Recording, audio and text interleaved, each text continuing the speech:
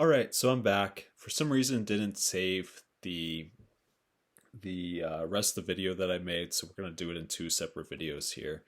But sure enough, what did we see? We saw this bradycardia as promised. My heart rate dropped down. It slowed quite a bit. I think I checked last time I attempted to make this part of the video, but it went from averaging about 58 to dropping down more in the low 40s when we saw that big drop. So we're seeing a major drop, and this corresponds to what we would expect from data when this concept has been researched. At cooler water temperatures, we can get down to 60% of resting heart rate through this mammalian diving reflex, which is pretty cool response. So as we go through here, it's also worth noting that there's psychological factors as well, as always, right? So the brain is controlling how we determine oxygen needs, how we determine our breathing needs. So some ways that we can prove this are these. One is mental stimulation is going to prevent that decrease in heart rate, that bradycardia during breath holding. So if I, for example, gave you math problems and told you to do the math problems as you held your breath, your heart rate wouldn't actually decrease the same way it would if you were just focusing completely on holding your breath. So you're seeing this mental block, this mental distraction, keeping you from actually doing or having the response and reflexes that you might expect. Now, what we can also see is someone might start to freak out or even have cardiac issues or shifts based off simply thinking or preparing for a breath hold. If you think really hard about it, you can probably shift your cardiovascular responses in preparation for this breath hold. So again, that's just an indicator that there is some brain control over these physiological responses, which we would always suspect. Now, take a look at this picture. This is whale meat or whale muscle, right? So think about it compared to other muscles you've seen, chicken, beef, whatever it is, and look at the color of this versus those. What do you notice? Well, it's very dark. So if you think about this concept of white meat versus dark meat, and fiber typing that we've talked about before in other videos, we talked about how these darker meats, these darker muscles, are indicators of higher hemoglobin and myoglobin content. So what do you expect from this whale? Well, it's going to have very, very high levels of hemoglobin and myoglobin, which makes a lot of sense. So what that means is the oxygen carrying capacity in both the blood of the whale and in the muscle of the whale is very high. So even at rest or during exercise, a whale can hold a massive amounts of oxygen. So why this is interesting is because the world record for any animal holding its breath is held by a beaked whale, Cuvier's beaked whale, which held its breath for 222 minutes. So if you can imagine holding your breath for like 3.5 to 4 hours, well, this whale did it. There's likely some whales out there that have gone longer, but this is the most we've ever tracked in a whale.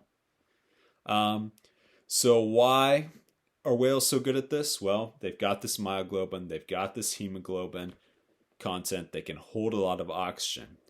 They can also cool their body temperature down to just above hypothermia, just enough to survive so that it's using less energy to maintain homeostasis. Additionally, it can cut off blood flow to parts of its body, things like the kidneys and liver and some other organs can be almost completely shut off in favor of keeping blood flow going to only the crucial organs for survival, like the brain or heart. So we're using a lot less energy in these whales. Now, if we go farther, as they hunt, they can decrease their heart rate as well. If we take things like seals are probably an even better example of this next part. We talked about the splenic contraction before, right? So that spleen can contract and a lot of red blood cells will be ejected. Well, in a seal, another diving mammal, what you're going to see is that they can hold about 50% of their red blood cells in their spleen at any given time. So if they go hunting and they go underwater and they know they're going to be underwater for a while, their spleens will contract and release all this oxygen and all this oxygen storing capacity directly into the blood, helping them with very long breath holds. So, by my calculation, I imagine since it's split into two videos, probably it might have been a while at this point. But do you remember that timer that I had you set? That 24-minute, 37-second timer? Well, think about how much time it took for that timer to go off. That is the world record for a human holding their breath. A Croatian man held his breath for nearly 25 minutes. Now, he cheated a little bit before he stuck his head under the water, before he started holding his breath. What he did was he breathed in 100% oxygen through a tube, basically boosting that oxygen as high as possible. So we're seeing oxygen helping him with this breath hold, going to extreme limits. Now let's talk about free divers. Now free divers have been a thing for a very, very long time, but only recently has it become almost like a sport. So when European explorers were going into these far reaches of the world, what they were finding and what they were reporting on is they kept telling these stories of different cultures around the world who would dive. They dive for food, they dive for resources, they dive for pearls.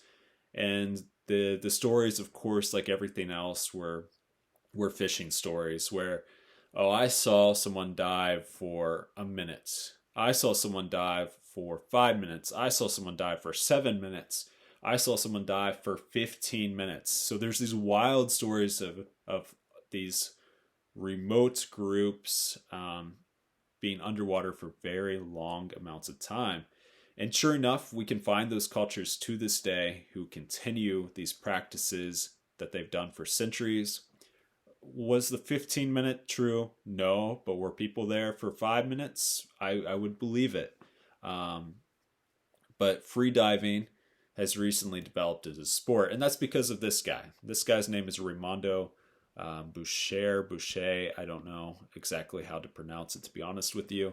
But basically, he's this Italian Air Force pilot. So coming out of World War II, he makes this bet with his buddies. He says, I'll bet you 50,000 lyre, which is about $1,000 today, that I can swim 100 feet underwater, grab a baton, and come up to the top off of one breath and no supplemental oxygen. So he goes out with his buddies. They put on scuba gear. They swim 100 feet down. And then he goes with no scuba gear, grabs the baton from them, swims to the top, and wins the bet. Now, this guy was hooked. He loved it. He loved the thrill of it, and he developed freediving as a sport. So, here is a video, and I'm not going to be able to show it to you, unfortunately, just because YouTube will limit me, flag me. But you can go on YouTube, you can find the video. This guy's name is William Trubridge. He set the world record free dive. So let me tell you the story, right? So first off, what you need to know about William Trubridge is he has a massive amount of lung capacity. Your average person has about 3 to 4 liters in their lungs. Well, William Trubridge has 8-liter lungs. He has way more capacity than you or I probably do. Now, before he set this world record, he went out, he made a dive, he attempted it, he went down, he grabbed the baton, he swam back to the top, and he gets to the top, and he's just got to stay conscious for a little bit, except when he comes out, he pretty quickly falls unconscious, and the judges rule it not a successful dive. Now, not only did he fall unconscious, but this lack of oxygen caused a lasting effect. William Trubridge lost his ability to taste. And as far as I know, he hasn't regained it. But despite this, he decides to attempt again. So he goes down into the Caribbean. He swims down in this deep cave. He goes 101 meters underwater, which is about 300 feet underwater. You can watch the video as he goes from this blue, shimmery Caribbean paradise water, very clear, very bright, down into the depths. And it's nearly dark. You can barely see him by the end of this video. He goes so deep. And then he grabs the baton, he swims to the top, and this time, when he goes, he stays conscious, he gets the thumbs up from the judge, and sure enough, he has set a world record. With just a small weight around his neck, he had dived 101 meters. Now, if you take some people who can sort of use technology to cheat off one breath, and using flippers and using weights to help them sink faster and balloons to help them go up quicker, a guy made it 700 feet underwater. That same guy decides, you know what, I'm going to go for 800 feet. He goes for it, doesn't make it, and not only does he not make it, he has some terrible health side effects, including suffering several strokes. So we're seeing this as a very dangerous sport, probably not something to jump into and attempt, but we see it is something that people do. Now, this is Boyle's law. You might remember it from chemistry or physics class, where you have pressure and volume are inversely related. What this means is, if you have the volume of your lungs and you add pressure to the lungs, then the volume of the lungs decreases. So as you dive deeper and deeper and deeper, that water is going to add pressure, more and more pressure. So as we add more pressure to the lungs, what's happening to the volume? Well, it's decreasing. So at 100 feet, like Raimondo, our Italian Air Force pilot, his lungs were probably about a quarter the size that they normally would be. If you take William Trubridge when he's 100 meters rather than 100 feet underwater, his lungs were probably the size of my fist, from 8 liters down to the size of my fist. So big decrease. And this is a big limiter, right? And not only that, but once you start to go up towards the top again, if you rise too quickly, you hear about this in scuba diving, but people's lungs will just not, it'll expand too quickly. The gases in their bloodstream will expand too quickly, and you'll see them get what's called the bends, or it forms these bubbles in their bloodstream, which can be potentially fatal. So it's another thing to consider about respiratory physiology is, as always, these pressure gradients that we use to move oxygen, where you have to have a slope, are going to be in effect. So if we're talking about breath holding, if we're answering my student's question, this is what it's going to look like. You need to have high oxygen storage. You need to have a good oxygen economy, minimizing CO2 production, staying relaxed, saving your oxygen, not using it. You need to decrease your heart rates. You need to relax your muscles. You need to decrease your metabolism. You need to get rid of as much CO2 as you can beforehand. You need to bring in as much oxygen as you can beforehand. Have the right diet. Stay calm and motivated, and try to decrease that urge to breathe so that you can hold your breath longer. So if you look through this graphic here is going to explain how someone would hold their breath longer. Now, if you want to take my advice here is don't try to hold your breath. It's kind of an oddly dangerous hobby to have, but if you do, progress slowly, be safe. You can try to hyperventilate beforehand to help hold your breath.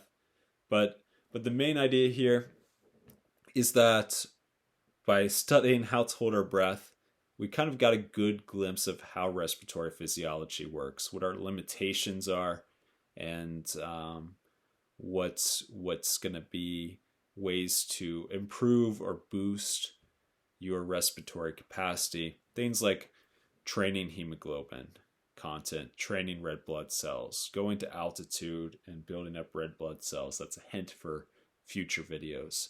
But this has been respiratory physiology. If you have any questions, reach out to your instructor.